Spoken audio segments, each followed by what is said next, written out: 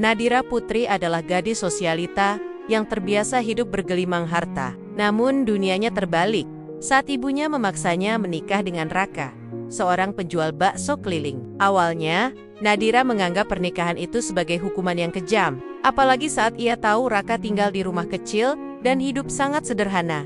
Di balik kesederhanaannya, Raka ternyata menyimpan rahasia besar. Rahasia yang terungkap pada malam pertama mereka justru membuka mata dan hati Nadira. Dari seorang pria miskin yang awalnya ia benci, perlahan Raka menjadi sosok yang mengubah hidup dan cara pandangnya tentang cinta, keluarga, dan harga diri.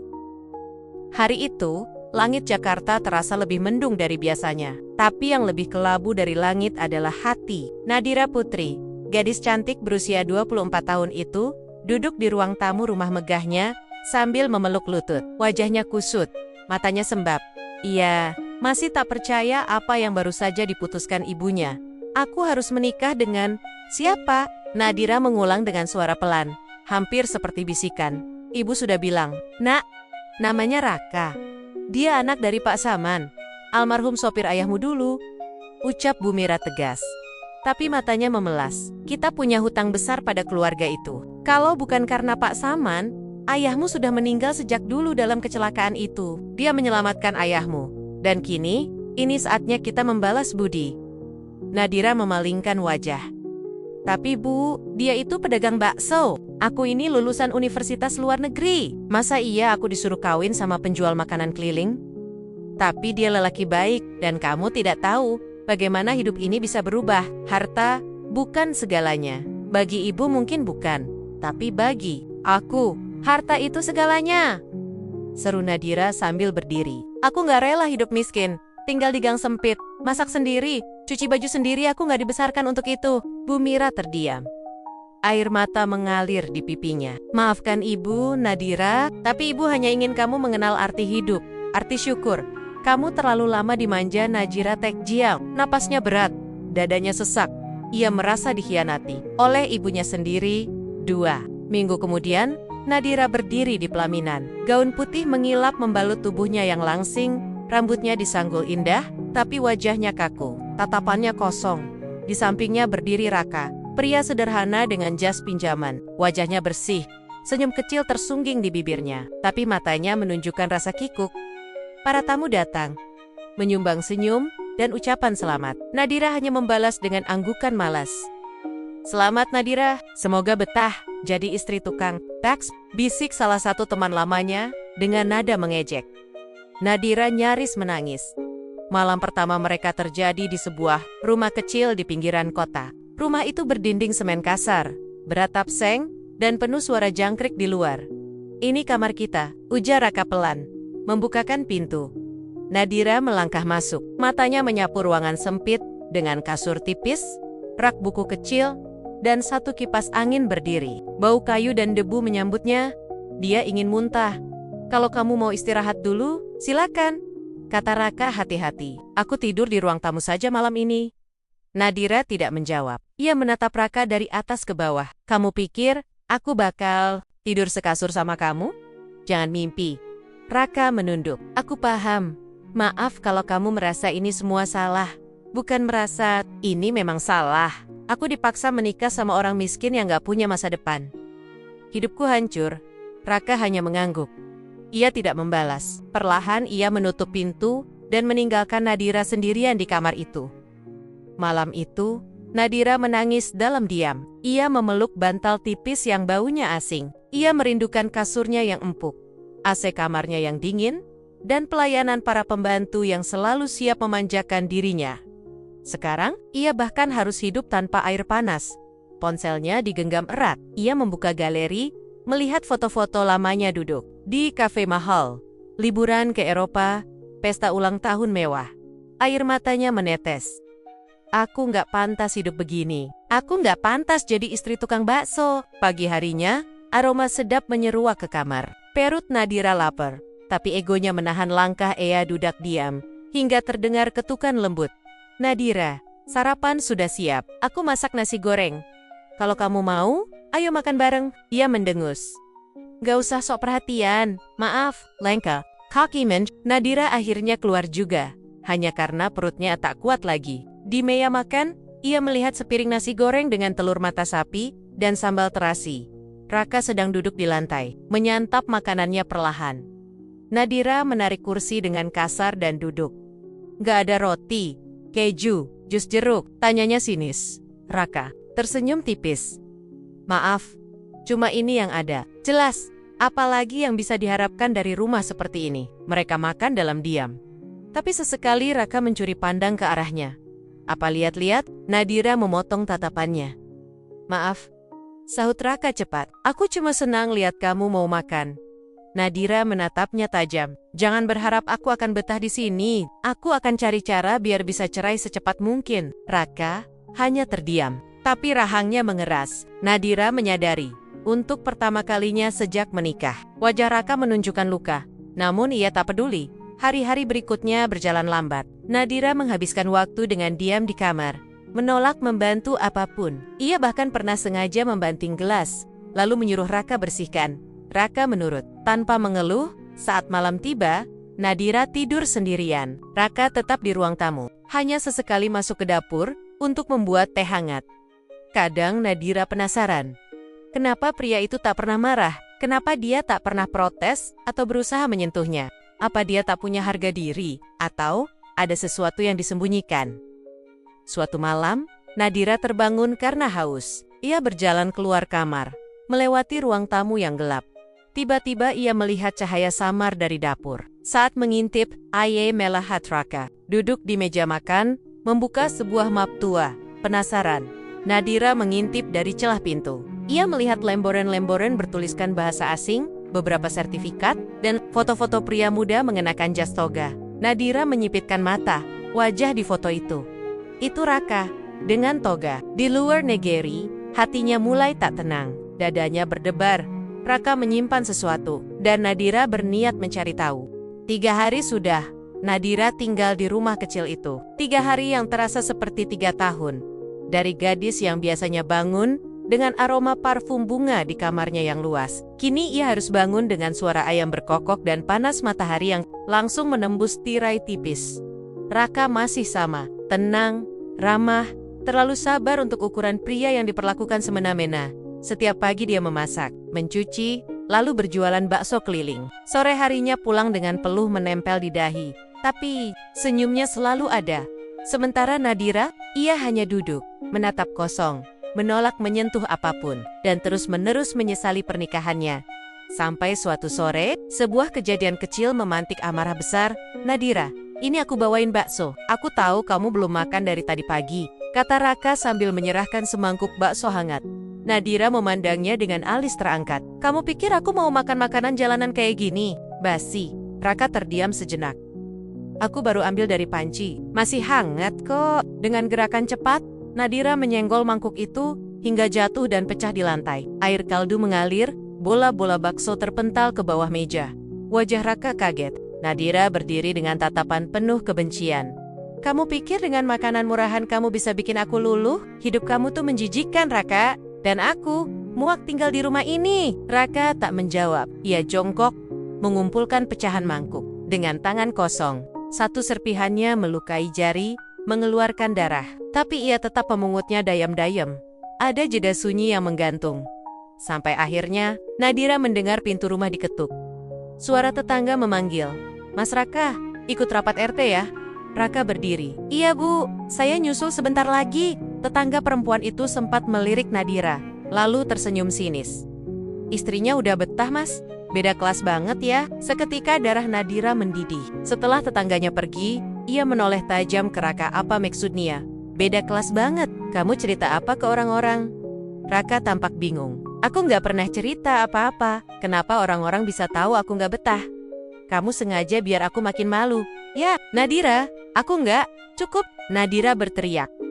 "Aku nggak mau dengar lagi. Malam ini juga aku tidur di luar rumah kalau perlu." Raka diam. Wajahnya kosong.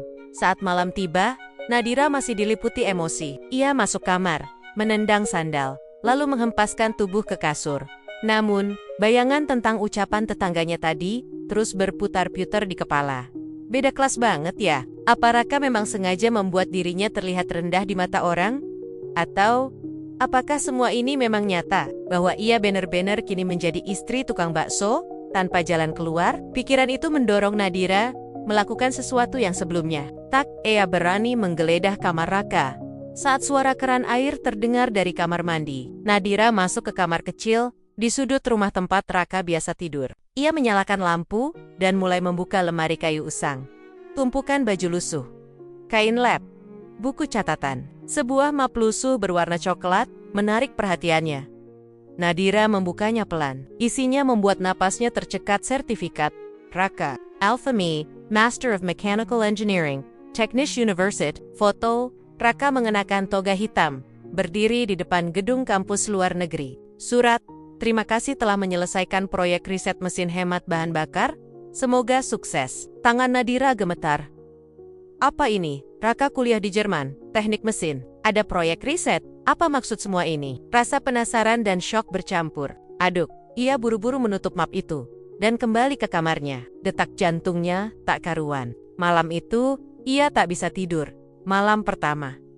Malam yang seharusnya jadi awal kisah indah suami istri. Tapi bagi Nadira, ini malam penuh tanya. Ia duduk di sisi ranjang. Raka datang membawa 2 gelas teh hangat. Aku tahu kamu belum tidur, katanya pelan. Nadira menatapnya. Kita perlu bicara. Raka diam, lalu duduk di kursi plastik dekat jendela. Tentang apa? Siapa kamu sebenarnya, Raka? Raka tak terkejut, hanya tersenyum kecil. Kamu buka lemari aku ya? Nadira tidak menjawab, tapi itu sudah cukup jadi pengakuan aku. Enggak seperti yang kamu kira, ujar Raka pelan. Aku memang jualan bakso, tapi bukan karena aku nggak punya pilihan. Nadira menatapnya dalam. Diam. Dulu aku kuliah di Jerman. Dapat beasiswa penuh. Lulus dengan predikat baik. Sempat ditawari kerja di sana. Tapi waktu itu, adikku kecelakaan parah. Ibu juga sakit keras. Aku nggak punya siapa-siapa lagi. Ia menunduk. Akhirnya, pulang. Uang tabungan kupakai untuk operasi dan pengobatan. Aku nggak nyesel. Tapi sejak itu aku nggak punya apa-apa lagi. Satu-satunya yang bisa kulakukan adalah jualan bakso. Aku nggak malu, karena itu halal. Nadira tercekat, tangannya mencengkeram ujung selimut. Kenapa kamu nggak cerita dari awal? Karena kamu nggak akan percaya. Dan karena aku tahu kamu membenciku. Keheningan menggantung. Lalu Raka berkata lirih.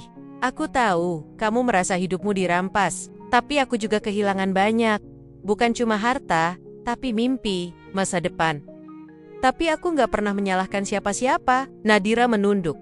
Air matanya mengalir tanpa ia sadari. Ia merasa kecil, kerdil, egois.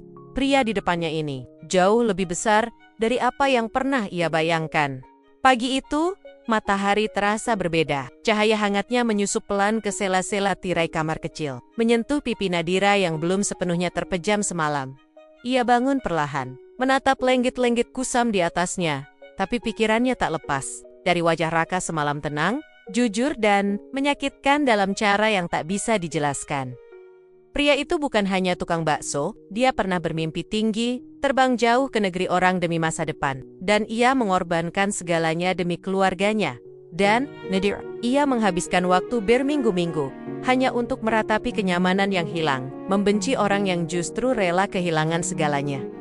Hari itu, untuk pertama kalinya, Nadira keluar kamar lebih pagi. Ia melihat punggung Raka yang sibuk di dapur, membalik telur di atas wajan tua, mengenakan kaos lusuh dan sarung kotak-kotak. Selamat pagi, ucapnya pelan. Raka menoleh cepat. Pagi, Nadira, ada jeda hening. Lalu Nadira menambahkan, telurnya wangi. Kamu selalu masak sendiri. Raka mengangguk. Iya, dari kecil biasa bantu ibu. Katanya, cowok yang bisa masak itu menarik. Nadira tersenyum tipis walau sedikit. Canggung. Kayaknya ibumu benar. Raka tertawa pelan.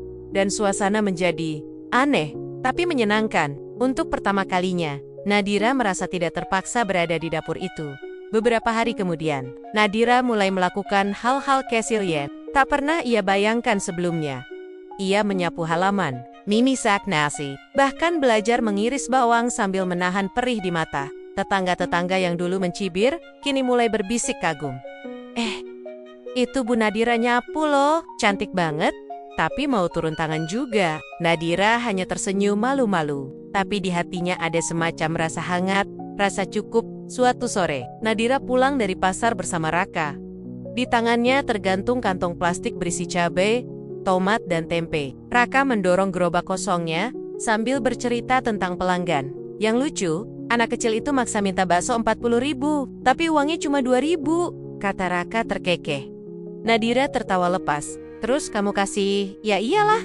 Malah aku kasih bonus mie. Mereka berhenti di depan rumah. Raka memandang Nadira sejenak. Kamu nggak nyesel nikah sama aku? Tanyanya pelan. Pertanyaan itu membuat Nadira terdiam. I am a tap mata. Raka yang jernih, tulus, dan penuh kejujuran. Lalu ia menggeleng. Awalnya iya, tapi sekarang aku malah bersyukur. Raka tak berkata apa-apa, tapi senyumnya muncul, tipis dan hangat. Dan entah kenapa, senyum itu membuat dada Nadira berdebar. Malam harinya, mereka duduk di beranda, meminum teh hangat, hanya ditemani suara jangkrik dan bulan yang mengintip malu-malu. Nadira bersandar pada tiang kayu, lalu bertanya, kalau kamu punya uang banyak, kamu bakal balik ke Jerman? Raka merenung sebentar. Dulu mungkin iya, tapi sekarang nggak lagi. Kenapa? Karena di sini aku punya kamu, Najira Teh Jiang. Tak pernah ada kata aku sayang kamu. Tapi kalimat itu lebih dalam. Dari pengakuan cinta manapun, beberapa minggu setelahnya, Nadira membuat kejutan. Ia menjual sebagian perhiasan lamanya dan memberikan uang itu pada Raka. Aku tahu kamu pernah bilang ingin buka bengkel. Sekarang, waktunya kamu wujudkan mimpimu. Raka menatap uang itu, lalu menatap Nadira. Kenapa kamu ngelakuin ini? Karena kamu berharga, dan aku ingin jadi bagian dari mimpi kamu. Air mata menetes di sudut mata Raka. Nadira menyentuh pipinya. Dan aku juga punya mimpi, Ra. Aku ingin kita hidup bukan karena terpaksa, tapi karena kita saling memilih. Raka memegang tangan Nadira, menggenggamnya erat. Malam itu, mereka tak banyak bicara, hanya duduk dalam diam. Tapi, untuk pertama kalinya, rumah kecil itu terasa seperti rumah sungguhan. Epilog. 1 tahun kemudian, sebuah bengkel sederhana berdiri di pinggir jalan, bertuliskan Raka Tech Engineering. Di dalamnya, Raka mengenakan seragam kerja, sibuk memperbaiki mesin motor sambil tersenyum. Nadira di sisi lain membuka laptop, mengatur pembukuan. Sayang, ada yang mau ganti oli, panggil Raka. Oke, bentar ya, sahut Nadira sambil berdiri cepat. Dari istri yang dulu benci keringat dan debu, kini ia tak segan membantu memeriksa stok onderdil, bahkan sesekali ikut turun tangan mengelap mesin. Di dinding bengkel tergantung 2 foto, satu saat mereka menikah, dan satu lagi saat Raka lulus dari universitasnya di Jerman. 2 dunia yang dulu terpisah, kini bersatu dalam kisah cinta yang tak pernah mereka duga.